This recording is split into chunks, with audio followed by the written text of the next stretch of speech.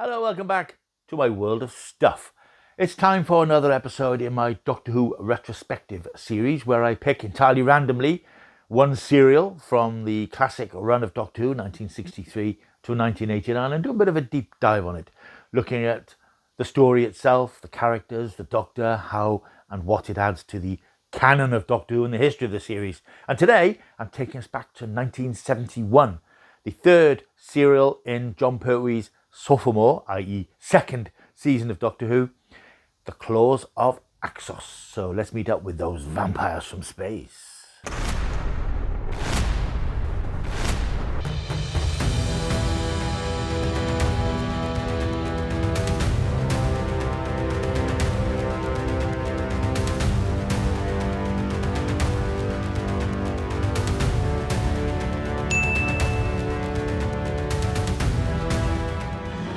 Hello, welcome back. My name is Paul Matt. Yes, it's Doctor Who retrospective time. And as I said, I'm looking today at The Claws of Axos from 1971. Before I look at The Claws of Axos, I just want to say, if you are new to this channel, if you've stumbled across this video because it's Doctor Who, you like a bit of Doctor Who, why not like and subscribe to the channel? All you have to do is press the subscribe button. But to make it even easier for you, you can also click this QR code, which I have generated. So all you have to do, if you're watching this episode and this video on this channel on your TV or on your laptop, just hold up your camera or your QR scanner or whatever you've got, and you will automatically subscribe to the channel and be notified of new videos.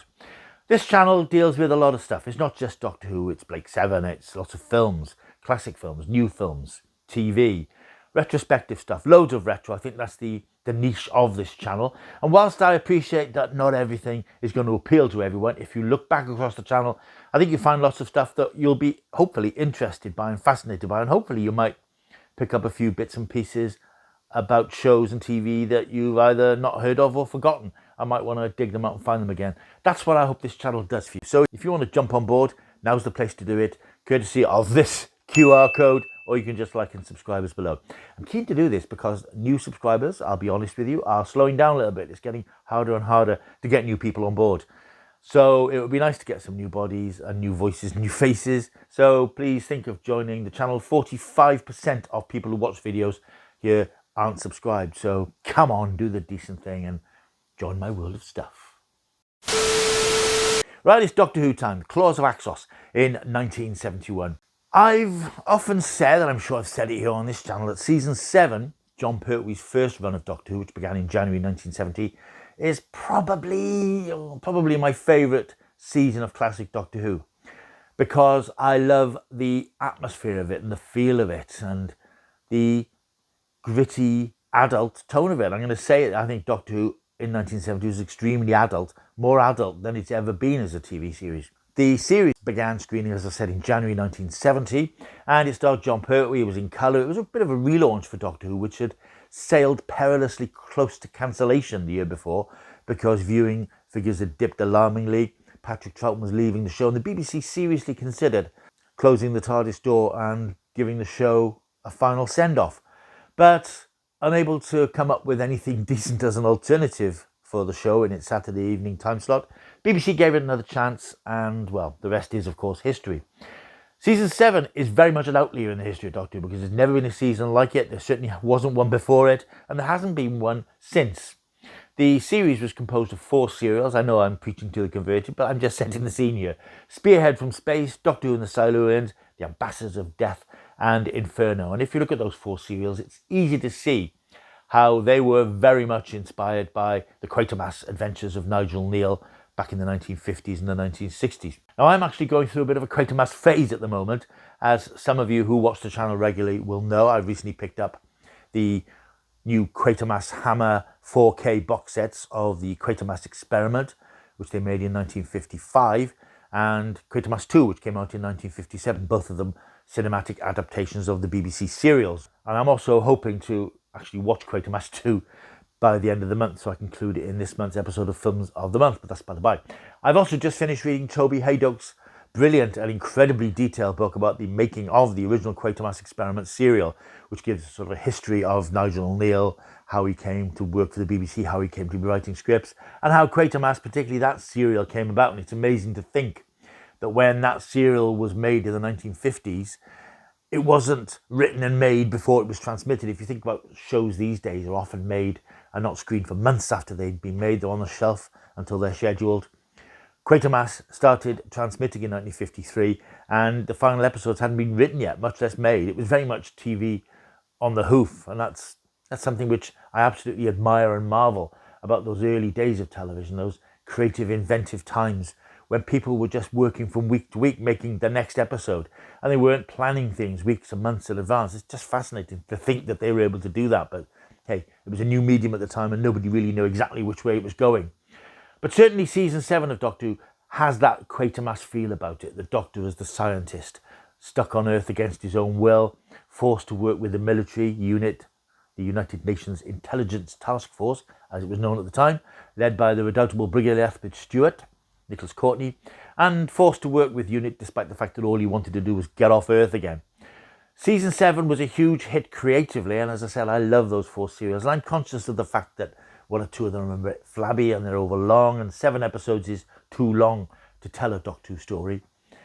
But I think creatively it was a massive success. But notably, if you look at the reception of the stories, although the season started off very well, people were really interested in Jon Pertwee and seeing a new Doctor, I think possibly the length of the stories tired people out a bit, and by the end of the season, the viewing figures had dropped back down to not much more than Patrick Troughton had been achieving at the end of his run. Sensibly, producer Barry Letts and his script editor Terence Dix, they felt that the format needed a little bit of tinkering just to make it a little bit more family friendly. And going back to that Quatermass parallel, I do think that those 4 serials in season 7 reflect in some ways the Quatermass serials themselves. You've got Spearhead from Space, which I think very much borrows from Quatermass 2. You've got the Silurians, which borrows from Quatermass and the Pit, with the idea of an ancient force that was on Earth millions of years before man, that rises up and threatens man's dominion in the 20th century. And the Ambassadors of Death, which I think spins on the Quatermass experiment itself. Astronauts sent up into space and something different comes down to Earth. I think that's great and I think that's wonderful, but I don't think really it's something that could have sustained the series for many more series. And I can understand why Letts and Dix felt that the format needed to be slightly reshaped and retooled, and they did it brilliantly. You have Jon Pertwee, who's starting to get a little bit of unkiller. He's not quite as spiky as he was in that first season, but it's still there in places, and in fact quite a bit in Claws of Axos, as I come to think of it. His new companion, Jo Grant, is much more in the traditional mould of the companions from the 1960s. Around season 7, the Doctor had been assisted by, because he wasn't travelling in the TARDIS at the time, Liz Shaw, played by Caroline John. She was an academic and an intellectual and a scientist like the Doctor, not on the par with the Doctor, but she was a bit out of the range of the sort of screamers that you had in the 60s. And when she was put in those situations where she had to scream at things, it didn't sort of suit the character, who was really a scientist in her own right. So Caroline John opted to leave the show because she was pregnant. Barry Letts was going to replace the character anyway. They brought on board Jo Grant, played by Katie Mann, who appeared then in the series for the next 3 years. UNIT was slightly retooled. It was a less obviously hard militaristic force and became a little bit more homely, I think is the word, because you do have this idea of the UNIT family which spanned this particular era. And I think most importantly, Terence Dix, the script editor, felt that the Doctor, as a Sherlock Holmes type figure, needed his own Moriarty, his own recurring adversary, even though Moriarty in the Sherlock Holmes canon only appears in 1 or 2 stories and is reference to 1 or 2 others. So they created the Master, an evil renegade Time Lord, played with impeccable relish by the brilliant Roger Delgado. This was the format that Doctor Who had in its 8th series, and it became much less gritty and much less contemporary. And I think you see this best in the Claws of Axos, which I think absolutely crystallises all the changes that had been made in the series up to this point. I think you watch Claws of Axos today and it's very, very comic strippy. It's very garish. It's hugely colourful. It's also incredibly imaginative, incredibly ambitious, and I think it stands as a beacon for what Doctor Who has always done. Punch above its weight. Doctor Who is often criticised for its poor special effects and ropey sets and so on. That was never an issue for Doctor Who, because once they had an idea for a story, they ran with it and they made it work. That's really shown brilliantly in the Claws of Axos, which I watched again over the last few days. And I think it's a terrific story. I mean, it's not without its faults. But I think its faults are caused by the fact that it is so ambitious and it pushes what was a fairly small budget to breaking point and probably quite a way beyond. There's so much going on in this story. There's action set pieces. There's a number of different locations, different sets.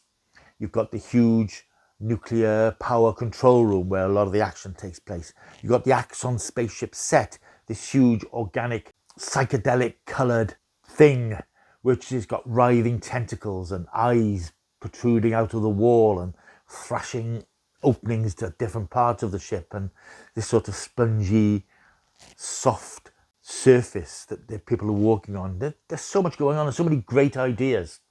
The story, if you don't know it, it was originally called Vampire from Space, which is why I called it that in the preamble. It's about an alien spacecraft which is identified heading towards the Earth. A fusty government official called Mr. Chin, played by Robert Bathurst. He's determined to destroy it, but it confounds everybody and crash lands in the south of England, as these things always did.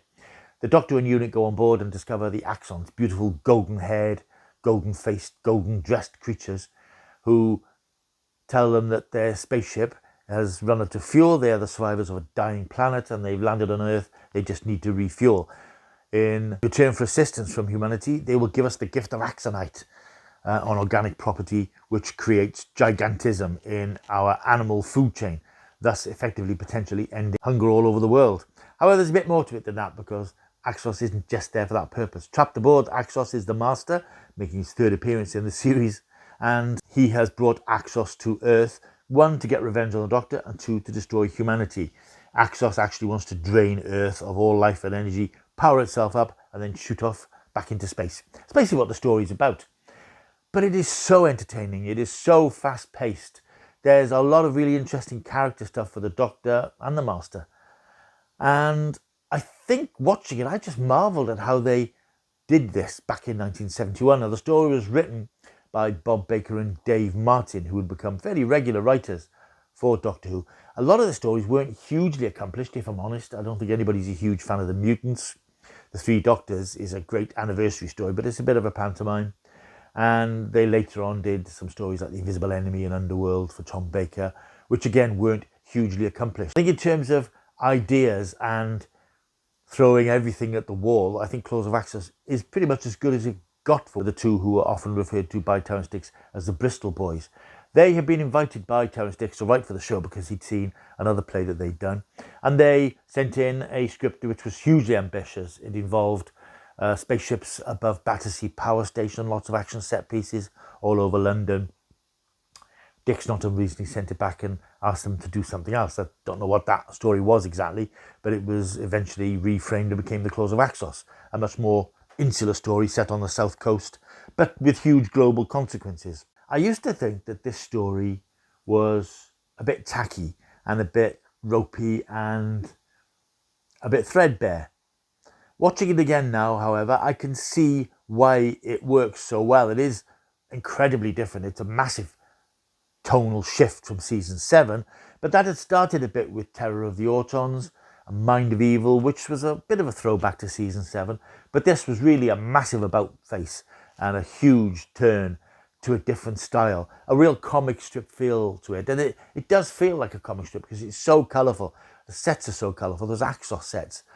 And it's quite clear they're made of wood and plastic and styrofoam. But they do actually convince as an alien environment. And it is a really alien environment. It doesn't resemble anything that we're familiar with because it is a grown, organic spaceship. It looks like this great big gourd type thing which goes through space. And of course, because of the requirements of the script and the budget, when it arrives on a beach in Dungeness, incidentally, where the filming was done, most of it is buried in the earth and there's just this part of the capsule that sticks out. Even that, though, is very impressive when you realise we're talking about 1971. There was no CGI to do this. They built this half of a spaceship and embedded it in the earth in Dungeness. And they went to the expense and time of doing all this. And that's what I really admire about this story. It's full of ideas, and ideas that you would think they would have said, well, we can't do this. This is not realisable on the budgets that we have. But the director, Michael Ferguson, really pulls some good stuff out of the hat. The Axon monsters, I think, are a terrific design. These great orange, thrashing, tentacle, shrieking creatures. that lash out with their tentacles and electrocute people. There's a really good scene in episode 3 or 4 where they're attacking the nuclear power station and lashing out at unit soldiers who explode and are vaporized. And a really good, well choreographed studio scene where they actually attack the complex at the very end, and they're attacking the brigadier and unit and all the sort of survivors who are huddled in this nuclear reactor room. There's a lot of good action set pieces. There's a couple of studio-based fight sequences that work quite well. That sort of thing is often quite clunky. There's a lot of outdoor action scenes. There's the infamous scene with Mike Yates and Sergeant Benton aboard a jeep that's travelling through the countryside and being attacked by Axons who are leaping on it. And unfortunately, the CSO hasn't been completed properly, so there's no sort of background. You see them on board the jeep fighting off the Axons, and there's this strange sort of blue backdrop, which you could generously describe as, well, it's the sky. It isn't. It's just an unfinished CSO sequence. And some other things don't work. Nobody's going to say that the Axon creature that emerges from the reactor, which is basically a man rolling around in a duvet cover, that's not convincing. But as always with Doctor Who, you set that stuff aside and you look at what the story is doing, what the characters are doing, and it just carries you away. And as always with classic Doctor Who, you're never far away from an effect or a sequence that makes you cringe, and then something that makes you gasp at the audacity of it and the fact that they've somehow got away with it. In terms of the Doctor, it's interesting to see that we've got the Doctor who is very much still bitter at being stuck on Earth, and halfway through the story, it looks as if he's going to team up with the Master. The Master has inveigled his way into the situation. He's got the Doctor's TARDIS brought to the power station, and between them, they seem to be working at a way to use the power of the nuclear station to reactivate the TARDIS so that the Doctor and the Master can team up and escape Earth. And I think because Jon Pertwee was still fairly new in the role, I think possibly the audiences at the time, and I can't remember what my view was because, yes, I watched this at the time, audiences might have thought, wow, is the Doctor really going to abandon Earth? Because at this point in the story, the Axons are very close to starting their power drain, which will destroy humanity and destroy the planet.